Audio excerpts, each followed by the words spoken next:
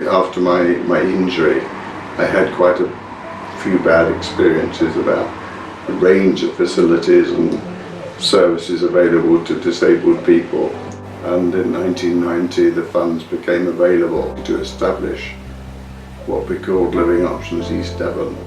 Initially, we had a very limited view, but I had a feeling that we could become much more influential in what we did. And I thought that a service run for disabled people by disabled people would be very valuable.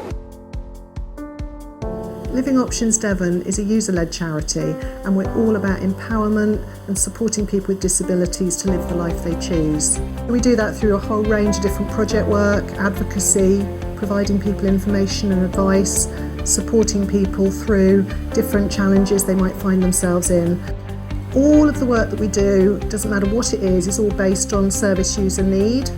So we research, we have evidence base, we make sure that what we're thinking of doing is actually what local people want us to do and need us to do. We don't just focus on people's health and social care needs, we're much more interested in their whole life experience.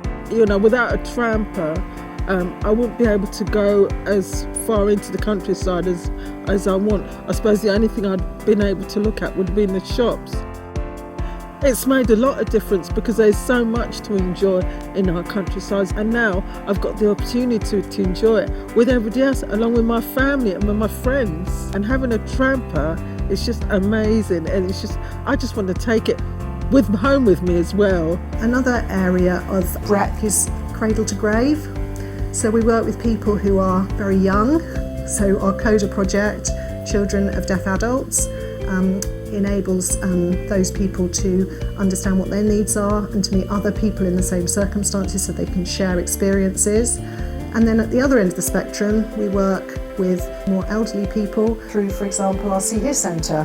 The See Here Centre is here to support people with sight or hearing loss. What we want to do is to try and take away some of the uncertainty about whether a piece of equipment is actually going to suit somebody's needs by letting them take it home and try it out. We recognised that there were people who weren't able to access the services here at the See Here Centre, so we wanted to be able to take it closer to where they are.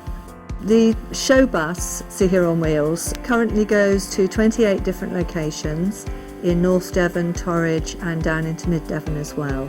People can just come to the location which is closest to them and then see the equipment advisors on the bus. Well, last year around 8,000 people benefited from the work of Living Options Devon, and I think what we feel really strongly is it's not just about numbers, it's about breadth and depth and reaching those people who are most in need of our services.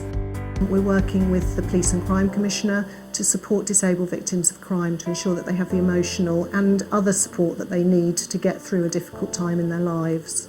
Living Options Devon is all about a stronger voice for disabled people, and one of the things we're very proud of is the fact that we are able to influence not just local policy, which is really important, but also influencing national policy around some of the issues for disabled people.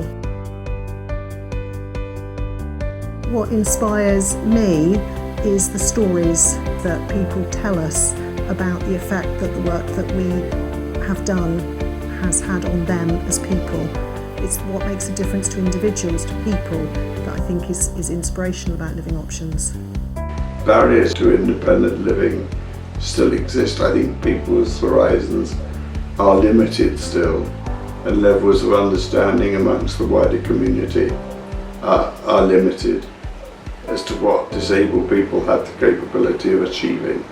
And I think if we could improve that, I think it would be a major achievement on our behalf.